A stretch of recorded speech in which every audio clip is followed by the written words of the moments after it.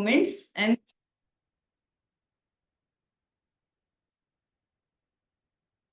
दीपाली साहिबा और यहाँ पे कौन है, मंजुनाथ जी, जानवी जी। आज ज्यादा लोग हैं नहीं, सब मेडिटेशन है तो कोई आया ही नहीं। प्रणाम। मेडिटेशन लेने का रीजन मैं बताती हूँ। जो हमारे क्लास का सिलेबस मैंने आपको दिया है ना, that will be completed, this is the additional one. इसका कारण है कि साउथ वेस्ट जो है, हम बार बार वास्तु में जब बात करते हैं पितरों की, और अभी पितृपक्ष आज से जो है वो शुरू हुआ है, तो इस दौरान हमें एग्जैक्टली करना क्या है ये जानना भी जरूरी है। जनरली हम जानते हैं कि किसी को खाना खिलाना है उस तिथि के दिन, लेकिन उसके अलावा भी बहुत सी चीजें हैं जो हम इस दिन जान सकते हैं। तो पहले हम पितृपक्ष के बारे में जानेंगे और फिर हम मेडिटेशन को स्टार्ट करेंगे। तो सबसे पहले हम शुरुआत करते हैं प्रार्थना से। एक 10 से 15 सेकेंड अपने गुरु को, अपने माता पिता को और आराध्य दैवत का नमन कीजिए।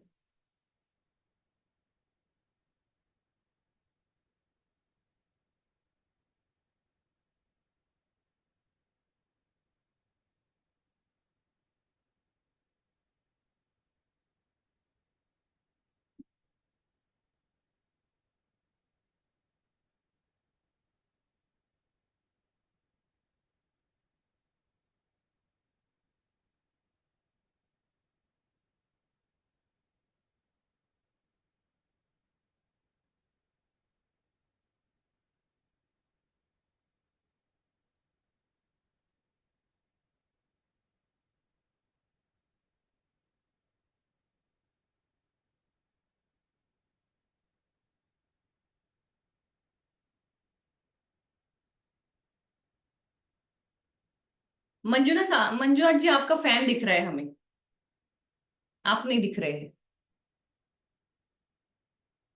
Thank you. हाँ, अब हम पहले 3 बार ओम का चैंटिंग करेंगे और फिर शुरुआत करेंगे। मुद्रा आपको करनी है। अगर आप जमीन पे बैठ सकते हैं आज के क्लास के लिए कोशिश कीजिए, अब नहीं बैठ सकते, जब मेडिटेशन शुरू होगा कोशिश कीजिए। एक लंबी गहरी सांस। ओ।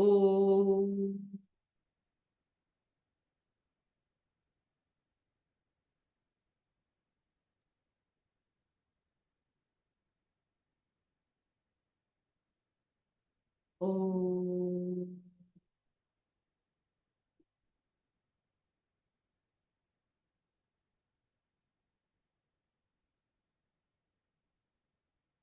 ओ।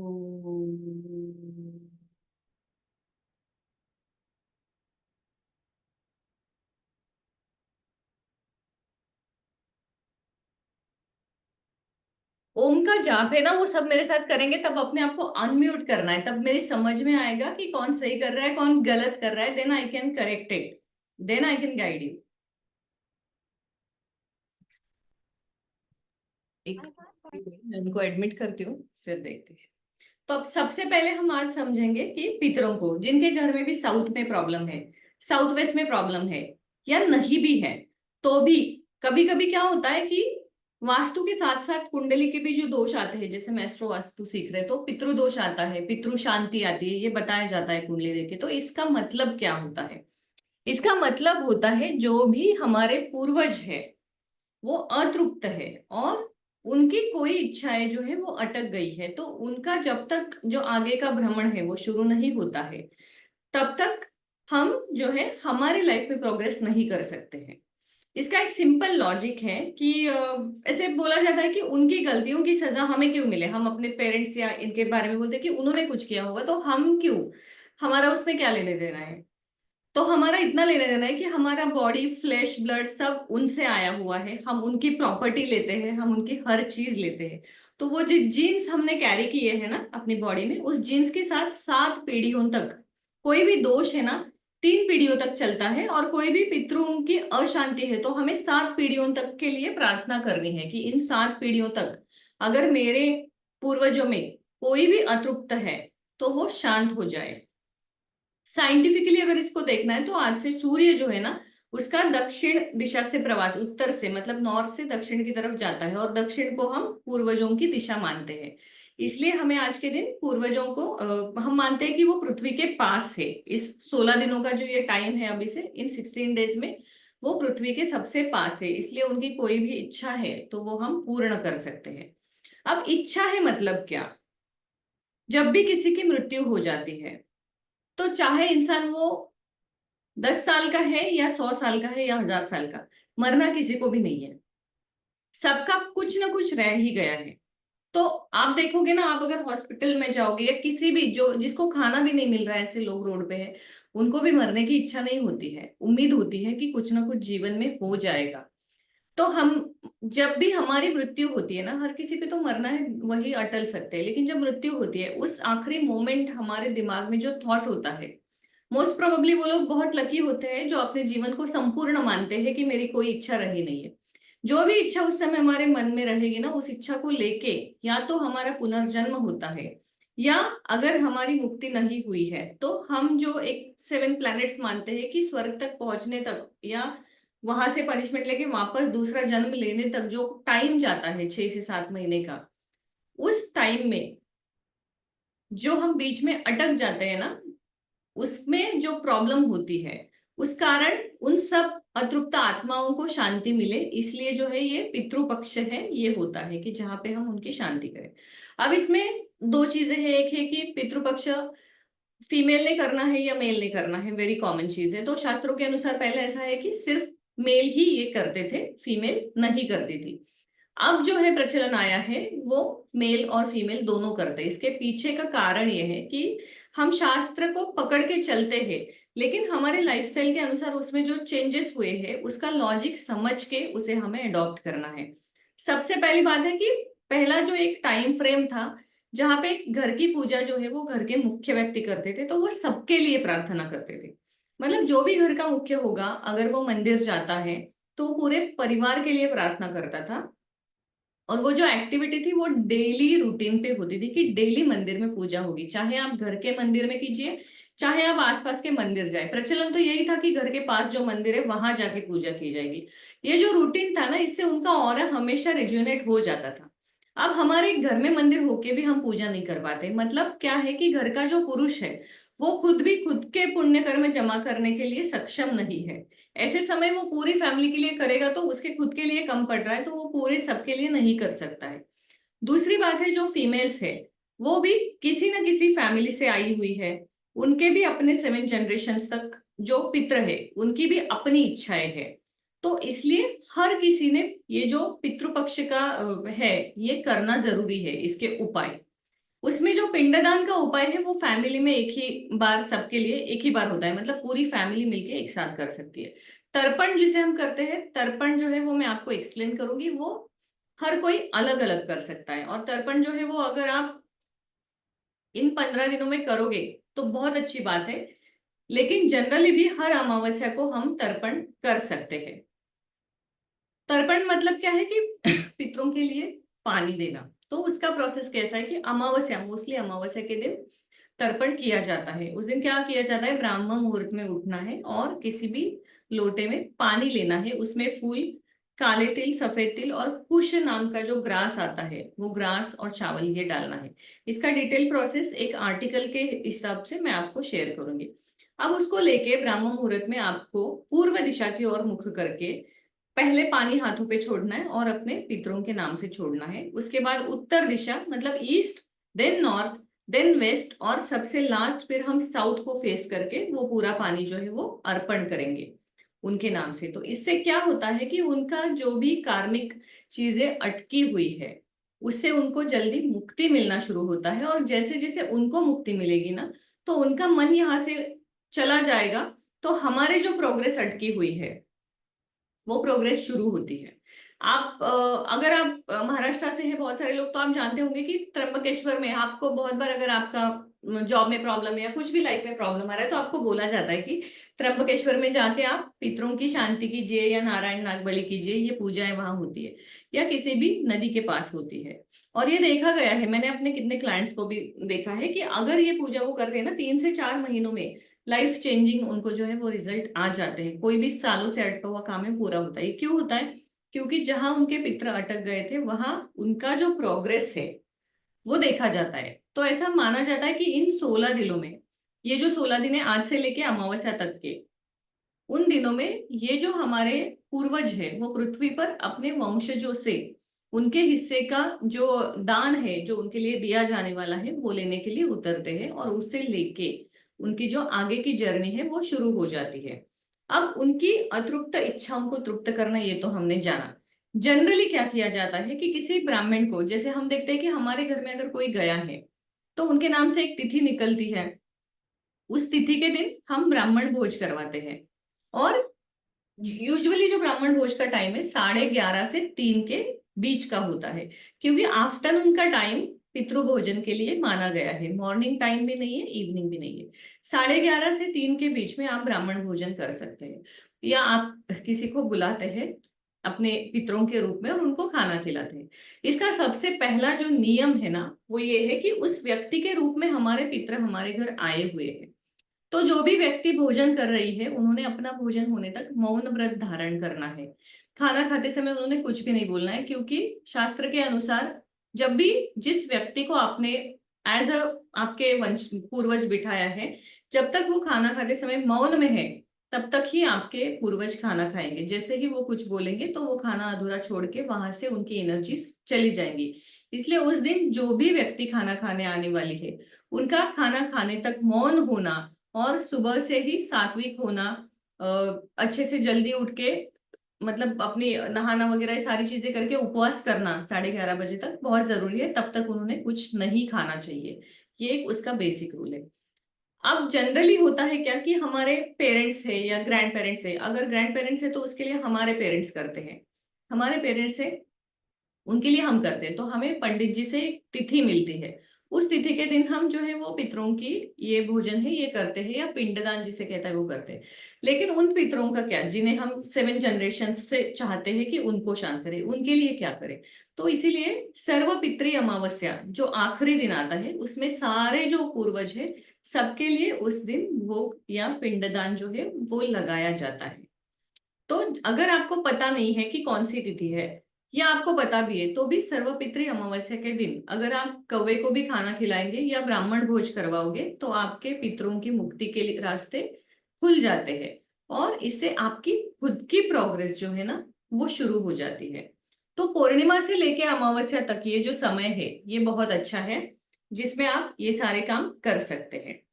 दूसरी बात है कि जब भी आप करोगे तो आपको खुद को भी सुबह उठ के जल्दी नहाना है, घर के पुरुषों ने भी।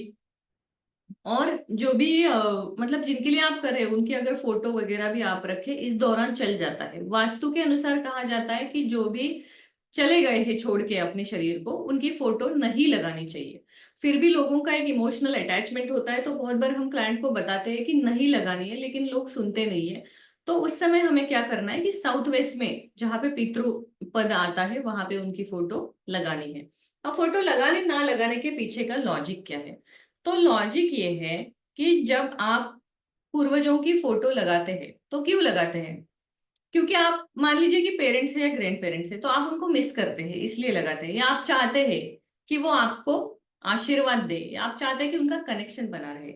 लेकिन ये करते समय हम भूल जाते हैं कि जिस समय उनकी आत्मा ने वो शरीर छोड़ा तो उन्हें दूसरे शरीर की जरूरत है। उन्हें अपने सोल की जर्नी में प्रोग्रेस करना जरूरी है, नहीं तो वो अटक जाएंगे। और उनके अगर सोल की जर्नी की प्रोग्रेस तभी हो पाएगी जब हम उन्हें हमारे यहाँ से मुक्त करेंगे। तो हमें उन्हें किसी भी भावनाओं में जकड़ के नहीं रखना है, क्योंकि भावनाएं शरीर और मन की होती है, आत्मा की नहीं।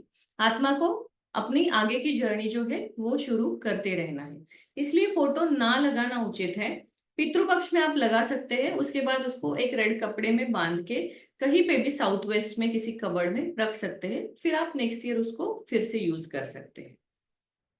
मान लीजिए कि आपको लगानी ही है घर में फोटो और आपने लगा दी, या आपका क्लाइंट बोल रहा है कि नहीं हमें लगानी है, तो उन्हें आप बताइए कि रोज वहां पे दिया करना, उनको रोज हार चढ़ाना, रोज भोग चढ़ाना, ये चीजें मत कीजिए। इससे हम उन्हें पीछे खींचते हैं उनकी प्रोग्रेस से। तो बस फोटो अपने समाधान के लिए लगाइए, रोज रोज उनकी एनर्जीज एक्टिवेट मत कीजिए, अदरवाइज उनका प्रोग्रेस नहीं हो पाता है। तो ये हो गया वास्तु शास्त्र का पार्ट पितृपक्ष के साथ में, कि हमें इसी डायरेक्शन में साउथ वेस्ट डायरेक्शन में ही उसको क्यों माना जाता है, क्योंकि सूर्य अब साउथ की तरफ जाने लगेगा इसलिए। और जो पितर है वो जमीन के पास आएंगे। एक जनरल और नॉर्मल रेमेडी। अब मान लीजिए कि अभी पितृपक्ष है इसलिए मैं आपसे शेयर कर रही हूँ, लेकिन साल में कभी भी आपको ये 15 दिन खत्म हो गए और नेक्स्ट मंथ में आपको कुछ प्रॉब्लम्स आ रही है और किसी पंडित ने बोला कि पितृदोष है, तब आप पूरे साल भर वेट तो नहीं करोगे ना कि अगले साल पितृपक्ष आएगा तब जाके मैं पूजा करूंगी। तो इसमें हमें क्या करना है, कौवे को पितृ माना गया है हमारा, और जो भी पूर्वजों को हम खाना खिलाते हैं ना उसमें बेसन का प्रयोग किया जाता है, तली हुई चीजों का तेल का प्रयोग किया जाता है और हल्दी का प्रयोग किया जाता है। तो इसलिए जो सॉल्टेड सेव होती है ना, गाठी सेव जिसे बोलते हैं, वो आप कौवे को पूरे साल भर खिला सकते हैं। डेली भी आप थोड़ी सी रख दोगे ना कौवे को, जैसे जैसे वो डेली खाएगा ना वैसे वैसे आपका पितृदोष कम होके आपके काम जो अटके हैं ना वो धीरे धीरे अपने लाइन पे आना शुरू हो जाते हैं। और ये बहुत ही इफेक्टिव उपाय है। लगने में ये बहुत सिंपल लगता है लेकिन आप डेली दे के देखिए।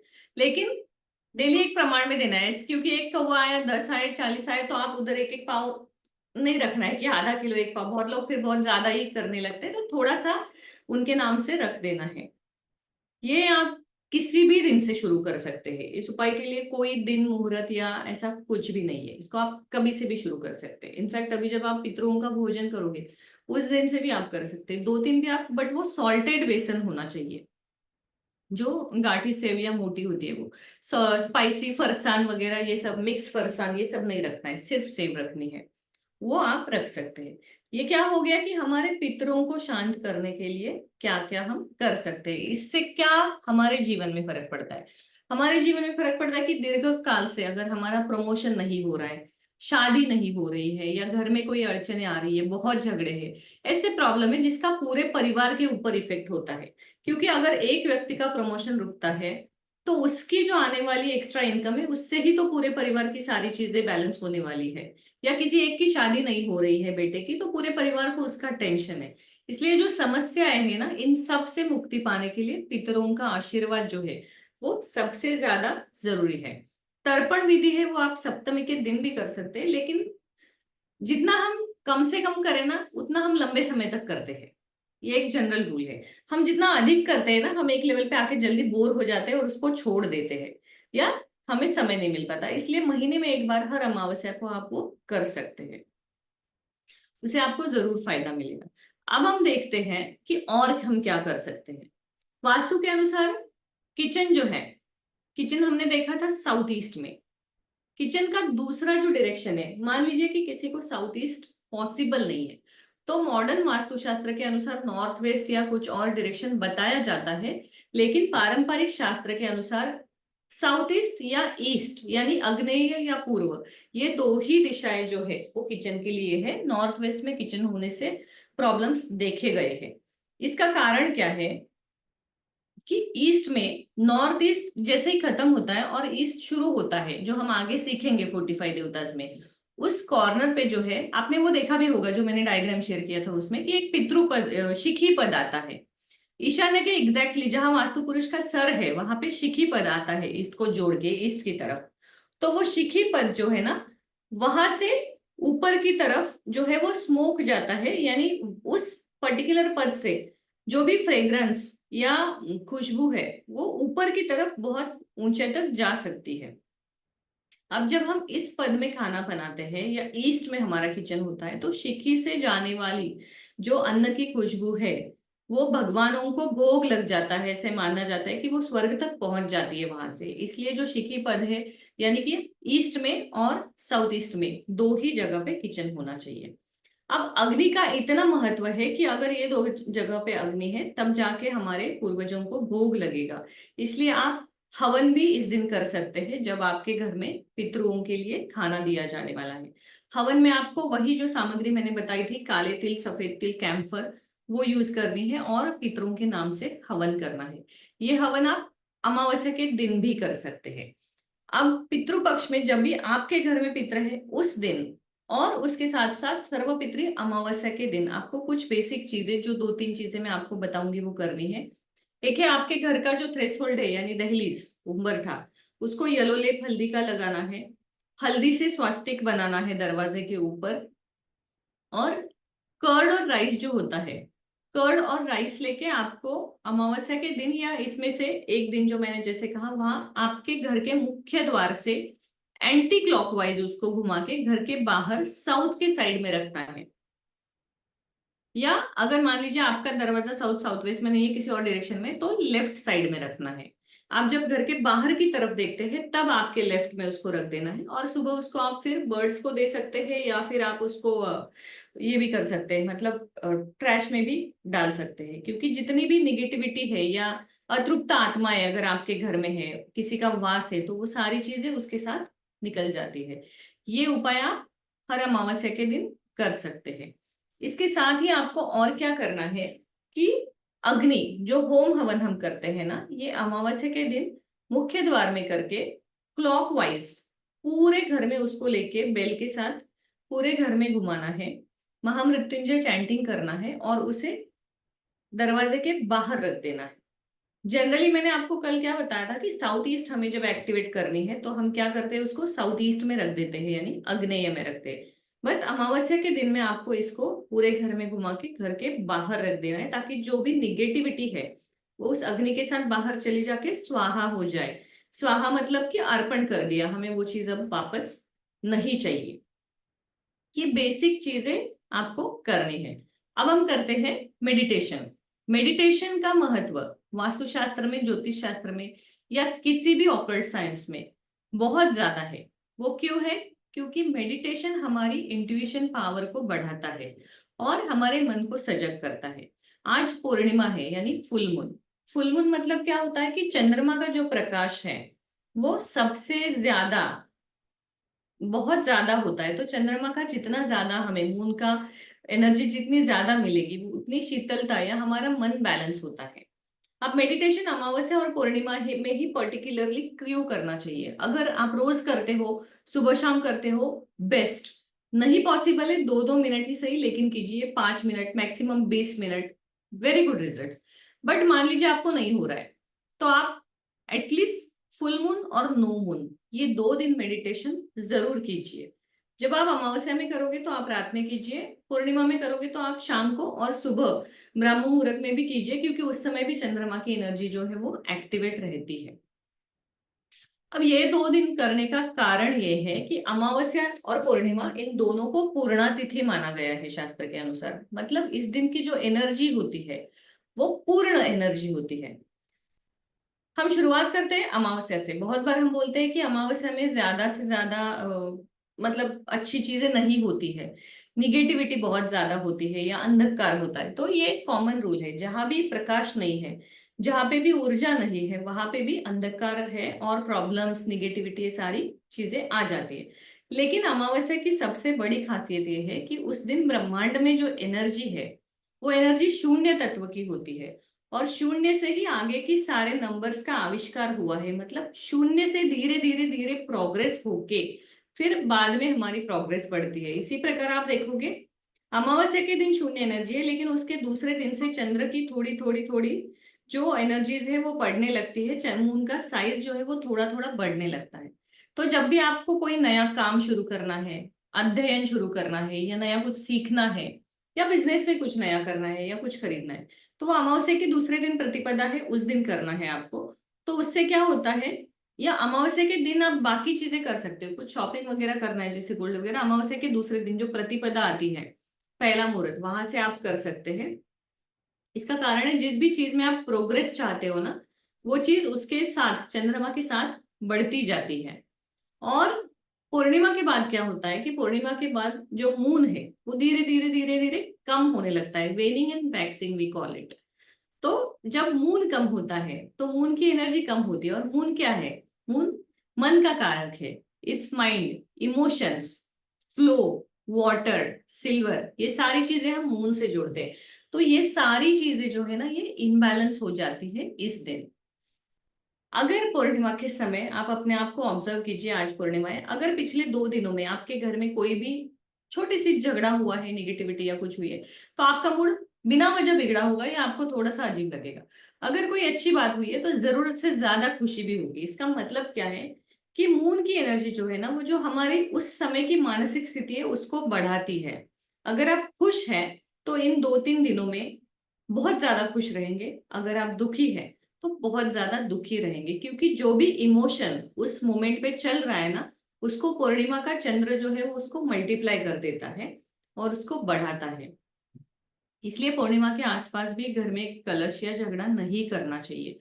जिन लोगों को जिनका चंद्रमा ज्योतिष शास्त्र के अनुसार 6, 8, 12 में है, या जिनके घर में उत्तर, ईशान्य या वायव्य यानी कि north, north west, north east direction में प्रॉब्लम है, उन लोगों की मानसिक अवस्था जैसे ही पूर्णिमा पास आने लगती है वैसे हल्की हल्की बिगड़ने लगती है। यहाँ तक ठीक है? नींद नहीं आ रही है आपको ना कि वन वे ही चल रहा है सब? ओके। क्योंकि सबके चेहरे ब्लैंक लग रहे हैं तो मुझे बीच बीच में समझ में नहीं आता कि बोल रही हूँ आपको समझ भी रहा है क्या। If you have any problem you can raise the hand and I stop and then I can answer you there. ठीक है? थोड़ा फास्ट हो रहा है तो भी बताइए। Okay, great. तो हमने अभी अमावस्या और पूर्णिमा की एनर्जीज को समझा। मतलब आपको नया काम जो भी करना है वो कब से करना है? अमावस्या के बाद से करना है। और कुछ भी चीज जो आपके जीवन में कम करनी है उसको पूर्णिमा से करना है, क्योंकि पूर्णिमा के बाद जैसा चंद्र कम होगा वैसे कम होगी। तो हमें सबसे ज्यादा कम होना क्या जरूरी है जीवन में? दुख का कम होना जरूरी है। और दुख किस चीज से आता है? इमोशंस से आता है। अगर हम डिटैच रह के किसी भी चीज को देखें ना, हमें दुख नहीं होता है। अटैचमेंट जीवन का सबसे बड़ा दुख है। अटैचमेंट का मतलब क्या है कि किसी भी वस्तु से प्यार, किसी भी व्यक्ति से प्यार। तो जिस भी चीज से प्यार है ना वो खो जाती है। जैसे मान लीजिए कि कोई चीज खो गई आपकी, तो आपको दुख होता है कि मुझे बहुत पसंद था मेरा ड्रेस और मिल ही नहीं रहा है, कब से ढूंढ रही हूँ, कितने टाइम से ढूंढा, किसको दिया याद भी नहीं आ रहा है, क्योंकि वो आपका जो अटैचमेंट है ना उसके साथ वो है। डिटैचमेंट का मतलब ये नहीं है कि वैराग्य। डिटैचमेंट का मतलब ये नहीं है कि आपको किसी से प्यार नहीं है। डिटैचमेंट का मतलब है जब तक वो वस्तु या व्यक्ति आपके साथ है तब तक आप खुश रहिए। लेकिन किसी के जाने से आपके जीवन में, आपके इमोशंस में, आपके सुख में कभी भी कमी नहीं होनी चाहिए। आपको सबसे पहले अगर प्यार करना है तो खुद से करना है, खुद के मन से, खुद के शरीर से। क्योंकि जब हम किसी और से एक्सपेक्टेशन करते हैं ना, तो वो एक्सपेक्टेशन टूट जाते कि हमने उसके लिए ये किया लेकिन उसने रिटर्न में क्या दिया। लेकिन आपने उसके लिए किया, आपने अपने आप के लिए क्या किया, ये देखना भी जरूरी है। हम अपने लिए क्या करते हैं, हमें अपने आप को खुश करना भी जरूरी है। तो इसीलिए फर्स्ट फोकस जो है ना वो सेल्फ फोकस होगा। पूर्णिमा के दिन जैसे आज है, आज हम क्या करेंगे? जब भी हम मेडिटेशन करेंगे मैं आपको गाइड करूंगी थ्रू आउट द मेडिटेशन। और आपके दिमाग में थॉट क्या होगा, आपको याद करनी है वो चीजें जो आपसे चली गई है या जो आपको तकलीफ दे रही है। वो व्यक्ति, कभी किसी ने आपको कुछ कहा होगा पिछले 15-20 दिनों में या सालों पहले, लेकिन जो बात आपके मन में अभी भी है, जो जा नहीं रही है, आपको जिससे दुख हो रहा है, तो आपको उसको लेट गो करना है। लेट गो प्रोसेस जो है वो बहुत जरूरी है कि जो भी इमोशंस जहां पे आप अटके हैं वहां से आपको निकलना है और जो अच्छी चीजें हैं उनको याद रखना है। अब मान लीजिए कि आपका मन एक घड़े की तरह है जिसमें अच्छी बुरी दोनों चीजें डाली है। अब उसमें आपको और कुछ डालने के लिए जगह ही नहीं है, तो आप उससे निकालोगे क्या? जो आपको नहीं चाहिए वही निकालते हैं ना। हम जब वार्डरोब सेट करते हैं हम वही कपड़े निकालते हैं जो हमें पसंद नहीं है। तो जो थॉट्स, जो व्यक्ति या जो चीजें आज हमें तकलीफ इमोशनल लेवल पे दे रही है उन सबको हमें हटाना है, थॉट्स को हटाना है। तो इसमें क्या करना है कि जिसने भी हमारे साथ कुछ बुरा किया या हमें कुछ बोला है, उनका कर्म उनके साथ, हमारा हमारे साथ, हमें उस चीज से दुख नहीं पहुंचेगा। तो अब से उस बारे में सोचना बंद करना है। किसी को भी कर्स नहीं करना है, किसी को भी टिट फॉर टैट हो, उसने मेरे साथ वैसे किया तो वैसा हो, ये थॉट्स नहीं लाने हैं, क्योंकि वो हमारी बॉडी में टॉक्सिक एनर्जी लेके आते हैं। सामने वाले का जो होगा वो उसके कर्म के हिसाब से होना, लेकिन अपनी बॉडी में टॉक्सिन लेवल बढ़ती है और टॉक्सिन लेवल जो है वो कई सारी बीमारियों को धीरे धीरे धीरे ओवर द इयर्स बढ़ा देती है। तो हमें जो हमारी चीजें खोई है, जो याद आ रहा है, उसको याद करना है कि ठीक है गई, जिसको जरूरत थी उसको मिल गई होगी। किसी व्यक्ति ने आपको हर्ट किया, किसी जन्म में मैंने इनको हर्ट किया होगा, वो मुझे वापस आया। इसका मतलब ये नहीं है कि आपने उस व्यक्ति को उस चीज के लिए माफ कर दिया है या कुछ किया है या फिर कल जाके उससे दोस्ती करोगे, क्योंकि सेल्फ रिस्पेक्ट भी जरूरी है। तो आपको बस उस चीज को, यहाँ पे है कि फॉरगिव नेवर फॉरगेट, ये रूल आपको अप्लाई करना है। किसी ने आपको हर्ट किया है उसको जाके अपने आप से, जब आपको पता है आप गलत नहीं है, तब जाके दोस्ती करने से अच्छा है कि उसके कर्म उसके पास, मैं अपने रास्ते चलूंगी वो उसके रास्ते। ये बेटर वे है। कभी आप मिले अच्छी बात है, लेकिन अपने आप से प्रयास करके खुद के स्वाभिमान को अलग नहीं रखना है। इसका कारण है कि बहुत बार मैं पढ़ती हूँ आजकल ये सारे स्टेटस इतने लोग डालते रहते हैं ना, कि अगर आपको उस रिलेशन की वैल्यू है तो अपना ईगो साइड में रखिए रखिए। लेकिन ईगो नहीं होता है, ये स्वाभिमान होता है, और ये आपका खुद से प्यार होता है। आप अपने आप को कॉम्प्रोमाइज सिचुएशन में डाल के किसी और को खुश कैसे रख सकते हो? तो आप अपने आप को रखिए कि मैंने तो गलत कुछ नहीं किया है ना, तो अगर ये रिलेशनशिप हील होने वाला है तो मैं इसको हीलिंग की एनर्जी देती हूँ, ये जरूर ठीक हो जाए। लेकिन इसको हील होने के लिए मुझे अपने आप को हर्ट नहीं करना है या कॉम्प्रोमाइज नहीं करना है। ये चीजें आपको हमेशा ध्यान में रखनी है। तो आज हम क्या करेंगे, लेट गो प्रोसेस जो है वो करेंगे। सो now I want you guys, if you can sit on the floor on any mat or somewhere down, that will be the best position. अगर आपको कुछ प्रॉब्लम है, नी प्रॉब्लम है या नीचे नहीं बैठना है, you can sit on the chair. Meditation का सबसे पहला रूल जो है, पहले मुझे बताइए आपने इसमें से कितने लोग मेडिटेशन करते हैं? अच्छा, गुड। दो ही लोग करते हैं इतने सारे ग्रुप में, और मैं तीसरी। तीन ही लोग करते हैं। But I don't do it regularly. But I sit with myself and just listen to a music or something and focus. या जो thoughts आते हैं उसको आने देती हूँ और जाने देती हूँ. Whatever comes and goes. Right, आप कैसे करते हो श्रीदेवी जी? मैं कभी कभार ये सोहम है ना मैम, आर्ट ऑफ लिविंग का, वो करती हूँ। सोहम पे आप करती हो? सोहम में एनर्जी बहुत हाई हो जाती है ना जब आप, तो आप रेगुलर मेरा रेगुलर नहीं मैम, जब भी मेरा दिमाग कुछ गड़बड़ है, फुल स्ट्रेस लेवल में हूँ, तब करती हूँ। फुल रिलैक्स हो जाती हूँ। भी अच्छा है और भस्त्रिका भी अच्छा है, वो दोनों भी बहुत हाई एनर्जी देते हैं सुदर्शन क्रिया में। लेकिन अगर आप ये सब भी अगर हम रेगुलर नहीं कर पाते ना, that is at least the particular count you have to do. Ma'am मैं डेली 7 to 8 कुछ जप के साथ करता हूँ मैम। Very nice. जो भी आपके मन को शांत करे ना, वो चीज आपने करनी है, क्योंकि रास्ता कोई भी हो, हमारा डेस्टिनेशन सेम होना चाहिए। कहीं से भी जाए तो आप यहाँ से जाओ, उसको फॉलो करो, इसको करो, आपको मेंटल पीस मिलना ये जरूरी है। मैम सो आप किसी मंत्र के पे कर सकते हैं, आप किसी, जैसे इन्होंने कहा म्यूजिक पे कर सकते हैं, या सोहम पे। सोहम पे तो ब्रीदिंग एनर्जीज भी एक्टिवेट हो जाती है, वो भी आप कर सकते हैं। लेकिन मेडिटेशन का सबसे पहला रूल है ना कि टारगेट नहीं रखना है कि मेरा परफेक्ट कब होगा, कि मेडिटेशन कभी परफेक्ट नहीं होता। मेडिटेशन में कोई भी गोल नहीं होता, अचीवमेंट नहीं होता कि इतने दिनों में मैं आपको एक स्टोरी सुनाती हूँ, 1 ही मिनट की, छोटी सी है, मेरे पास बहुत सारी स्टोरियां है तो मैं सुनाती रहती हूँ। So there is a student, she goes to her guru and she ask कि अभी मेरी सारी विद्याएं वगैरह सब सीख के हो गई है, और अब मैं मेडिटेशन अगर करूंगी तो मेरा इंट्यूशन पावर वैसे वैसे बढ़ता जाएगा। तो उसके गुरु कहते हैं कि हाँ।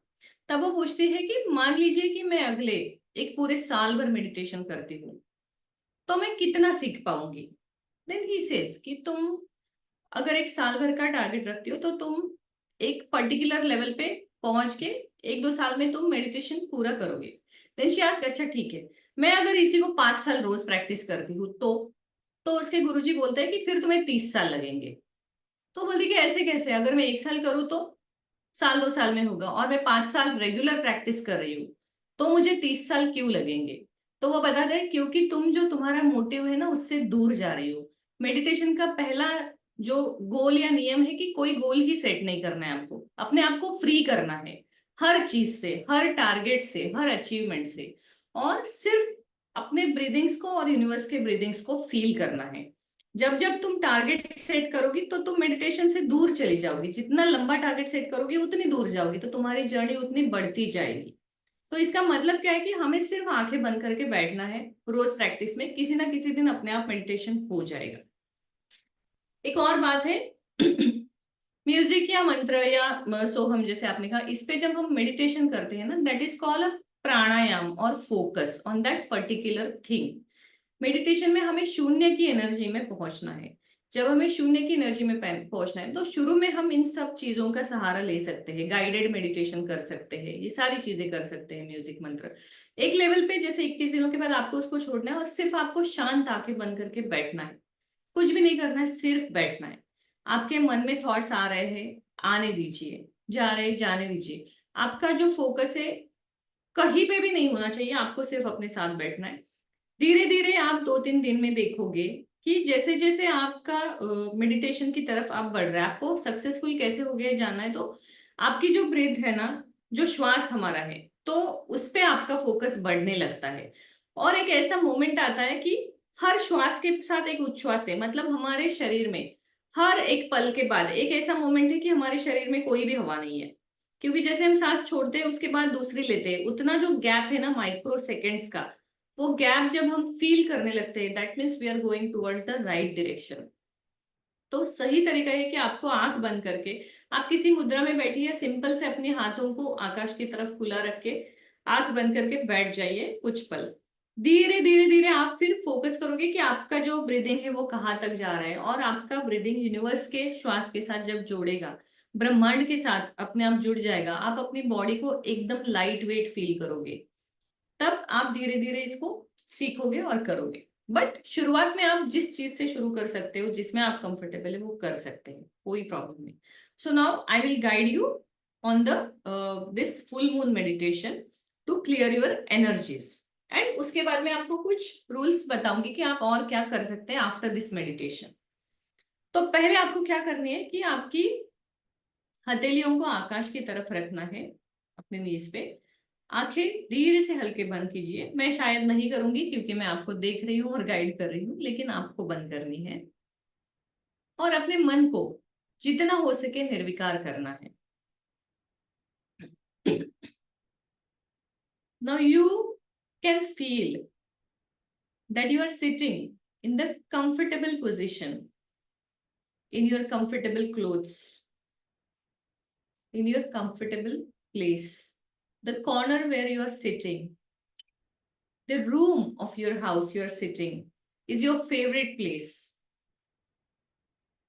You can imagine yourself that you are in the open sky and you can see the moon is showering all the moonlight on you. Now slowly focus on your breath. Take a deep breath and slowly exhale. Keep your control on your breaths, very slow and gentle. You do not have to count. You will feel the place you are sitting, the mat, the bed, or the chair. On that, your body.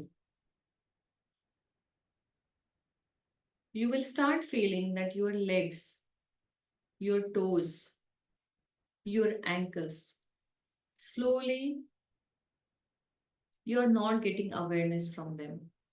Your complete focus is on moon.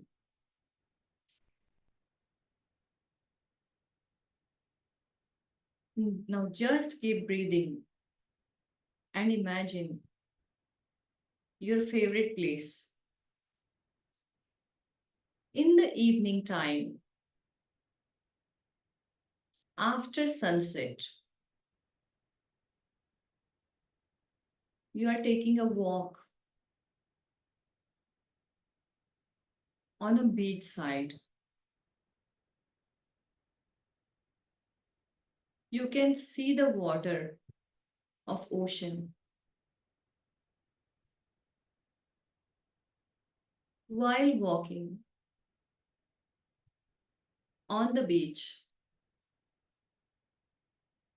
you can feel the water, the sound of waves,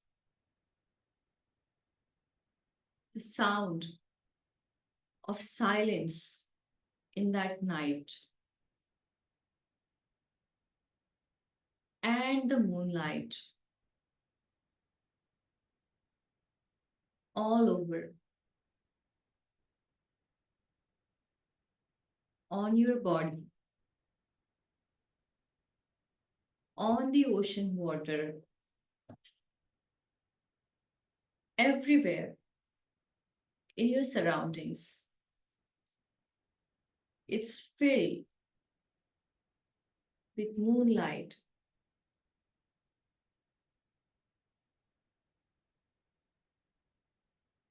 Keep breathing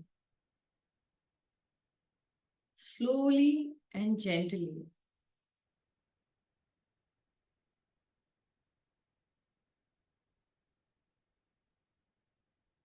Feel the water. Feel the voice of the ocean waves and keep walking calm and slow.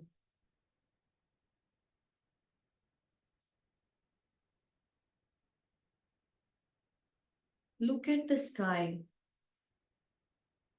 while walking.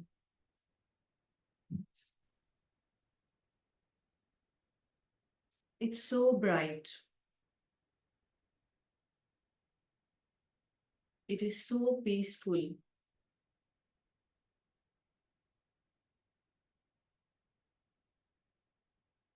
And you're feeling the rays of moon coming on the earth,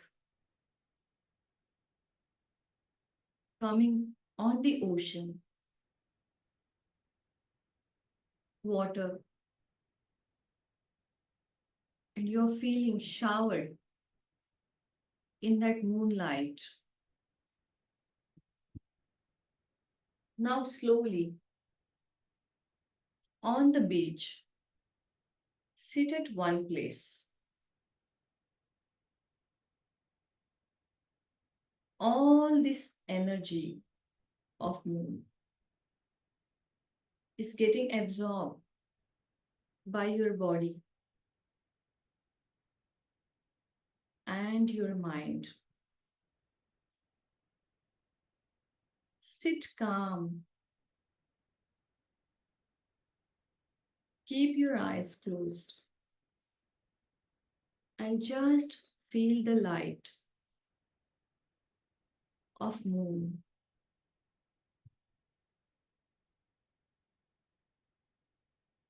From your toes,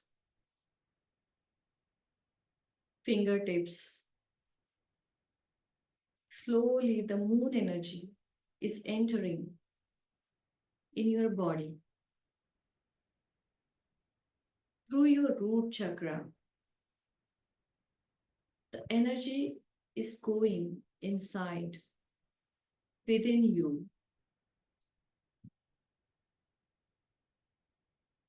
Now you'll feel that your toes, your ankle, your legs are filled with the energy, positivity. And the more the energy is going upward, all the negative thoughts, negative people, feelings that troubles you over and over again, leaving you. Release all that energy. Do not hold on. Keep breathing slowly. Let everything go away, whatever is going. Let the new, fresh energy comes within you. From your stomach towards your heart chakra, energy is flowing. You feel the light inside. Your heart is very calm, releasing all the negative feelings one by one. All the sentences, all the thoughts given by others.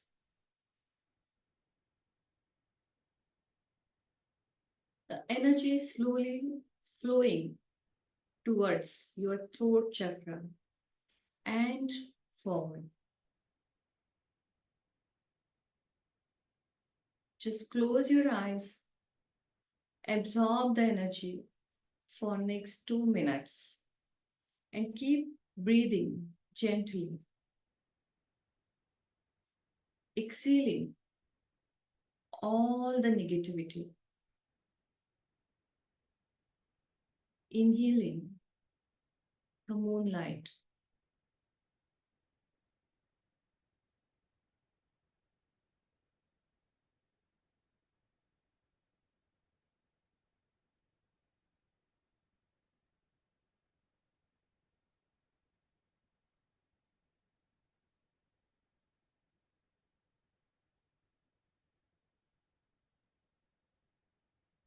Now that you are feeling your breath, you feel the warmness, the warm breath in your chest. All your body and mind is cleared.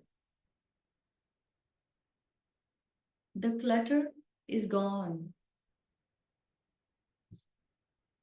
Darkness is gone. And there is a plenty of space in your mind, in your heart, for all new good things. To welcome them, to heal your inner self, to make you happy. Now, slowly you can get up from the ocean bank. Spread your arms. Look at the moon. Show your gratitude for all that space and positivity.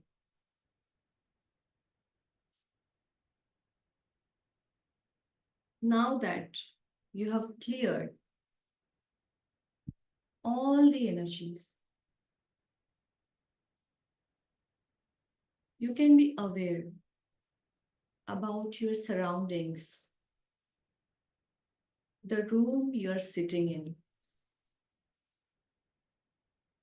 Be aware about the place, about your body, and try to come into your senses with the new energies, new space for all new, good, positive things. Keep breathing for next 1 minute.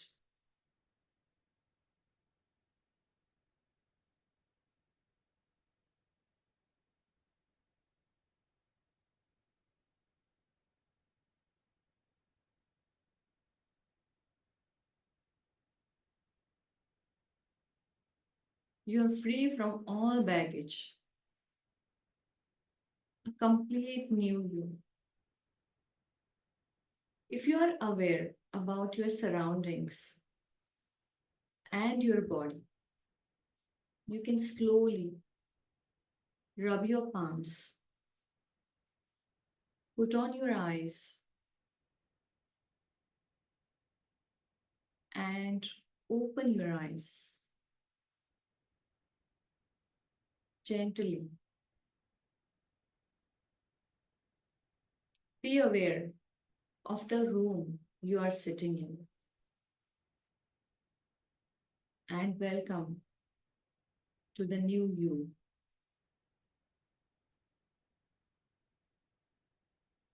Now you can just relax for a minute. If you feel to talk, you can. If you don't, you can sit.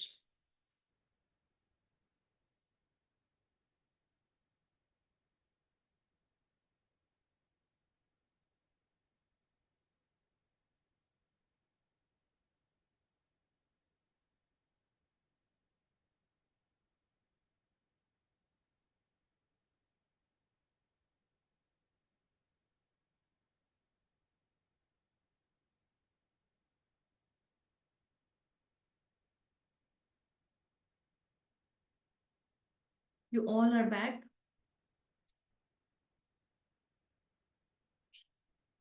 Now, what we do after meditation is, now that is your mind and body is relaxed, we take a salt water bath.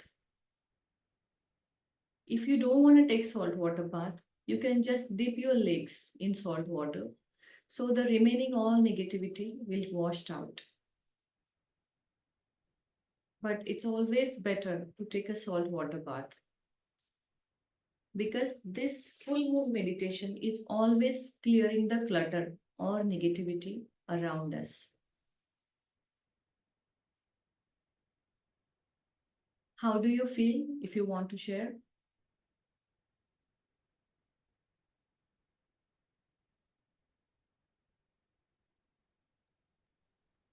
I seen a Hi, very, ma'am.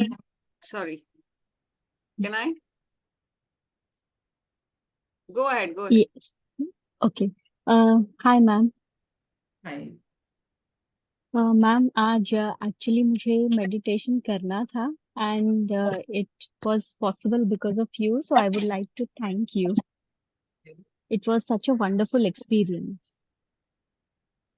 I took a very short 10 minutes because whenever it's first experience, it's better to keep it shorter. But it was a very nice experience. Thank you, ma'am. Thank you so much. So, I had a very disturbing, I seen a disturbing movie yesterday.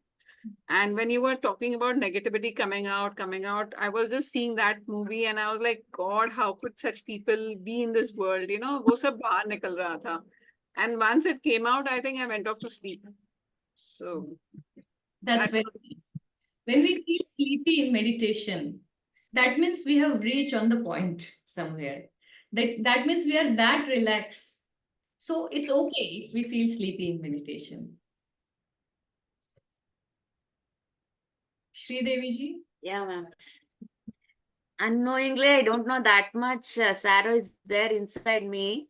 It started tearing, but it's coming out from my eyes. Fully, I was about to cry. I don't know. That's very good sign. That's very good sign. That means you're able to release the energies. Yeah, You're ma'am. able to all the negativity. Okay. And there we mistake that we think that full moon, that means all positivity, positivity. No, it's the time to clear all energy.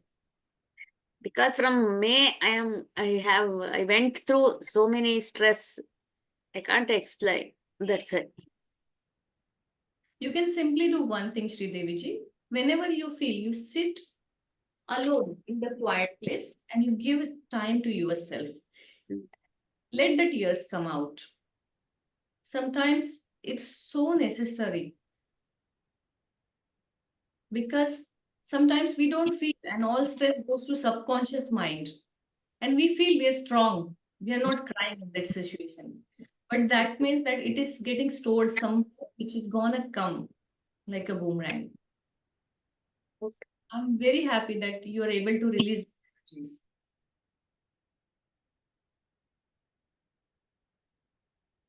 Any other who's there? Yeah. Okay. Yogesh Kumar ji. And madam काफी relax feel हो रहा है, एकदम light meditation करने के बाद. Very nice. आप अपने साथ ना रोज बस 5 मिनट भी बैठेंगे, सुबह या शाम, जब भी सोने से पहले बेड पे भी हम मेडिटेशन कर सकते हैं. मंजुनाथ जी, आपको कैसे लगा? Yeah, ma'am. It's a very delight, ma'am. Delighting. क्योंकि रेगुलर करते हैं ना, उनको कनेक्ट होने में टाइम नहीं लगता, वो जल्दी हो जाते हैं. Yeah, ma'am. Yeah. Ekta ji? Yeah. It's due to the full moon. This meditation, no, ma'am. It's a bit very delighting, ma'am, and it's a very cool and calm, ma'am. Yeah. Yeah. It's a nice, ma'am. Thank you. Okay, thank you, ma'am. Ma'am Yes. First time था मैंने meditation किया, but बहुत अच्छा लगा, जैसे एकदम light feel किया और फ्रेश फील किया. Okay. Very nice.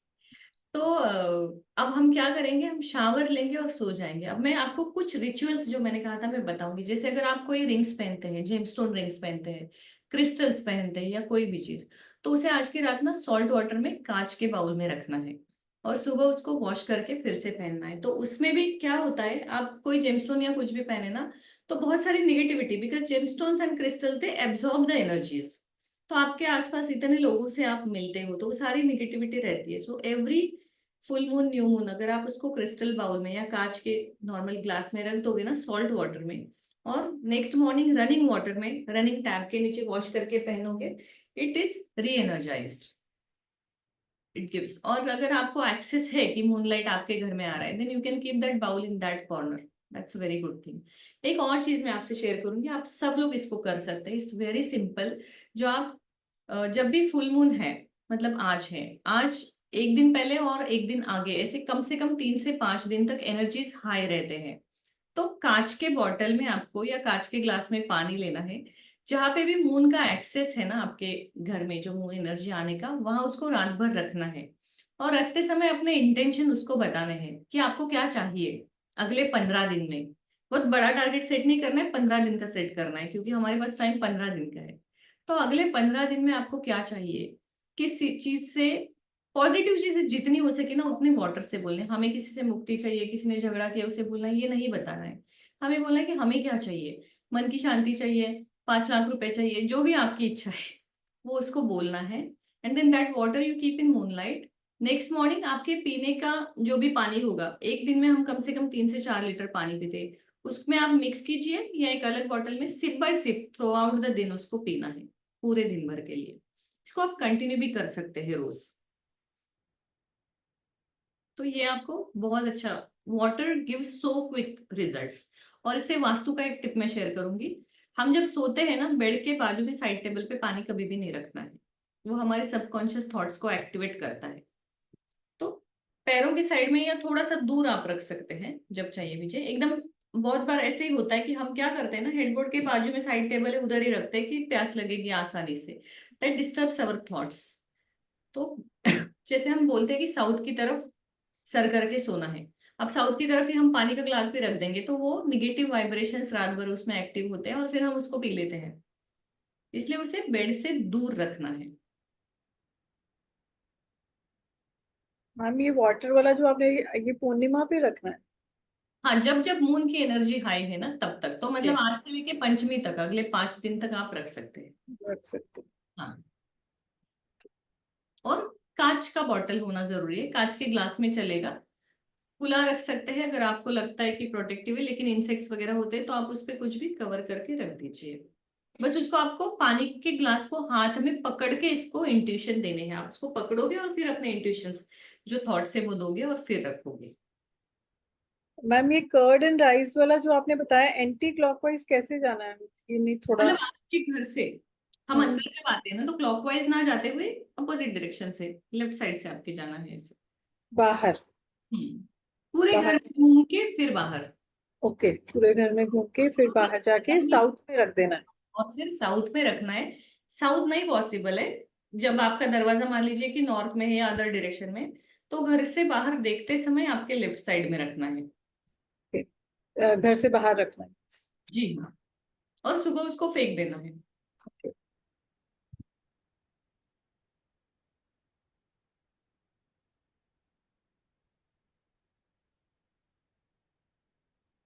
तो आज हम यहीं पे रुकते हैं। सबका माइंड क्लियर है, कल हम फ्रेश माइंड से वास्तु सीखने फिर से मिलेंगे।